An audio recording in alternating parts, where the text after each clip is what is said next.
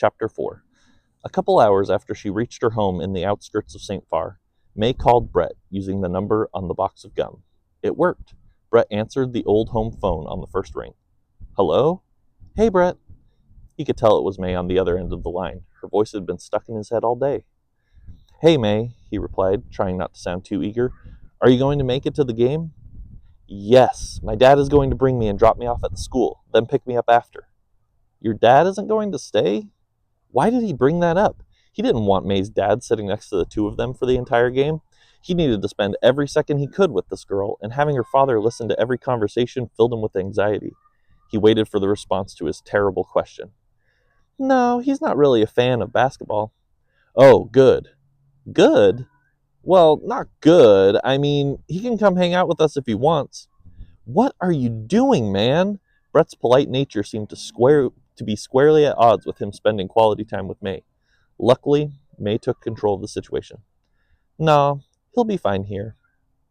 Brett decided to move to the close of the conversation before he started making May think he really wanted her dad to come along. Cool, so I'll meet you there. Sounds good, Brett. He loved how she said his name. She said it in the same way as everybody else, but something in her voice told him that she was excited to be near him again. Great, see ya. He hung up the phone. Darkness began to fall over St. Farr as a majority of the town made their way to the schoolhouse. The St. Farr Flamingos were playing an exhibition against Liberty Hill High School, who had made the long trip for what was likely a complete blowout. St. Farrians loved going to basketball games, even though the team hadn't won a single game since Victor Mullins threw the miracle shot off the inbound in the final seconds to beat New Brunsfeld over a decade ago.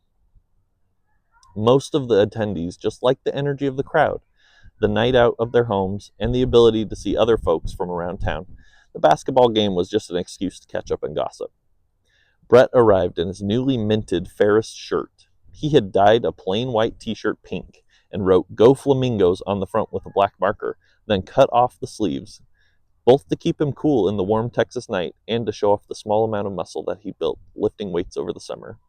He waited out front of the old brick building, swaying as he looked back and forth, unsure which direction May would eventually arrive.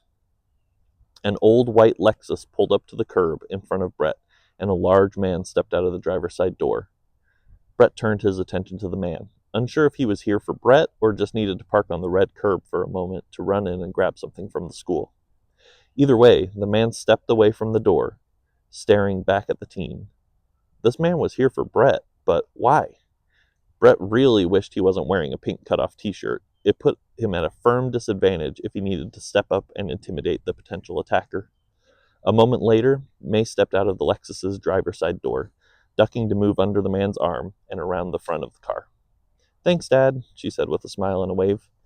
The man got back in the vehicle, flipped around, and drove off in the same direction he had come from. Brett turned his attention to May, as nervous laughter trickled from his mouth. I could have opened your door for you, he said, poking fun at the fact that she had just climbed from the Lexus's passenger seat over the center console and out the driver's side door instead of opening her own. Door doesn't work. I have to get in the same way, too. That sounds tough. You get used to it. Brett and May walked side by side through the big red doors of the school, softly bumping into each other as they moved down the narrow, cracked walkway. As they entered the brick schoolhouse, Brett took a quick step ahead of May and opened the door, ushering her inside.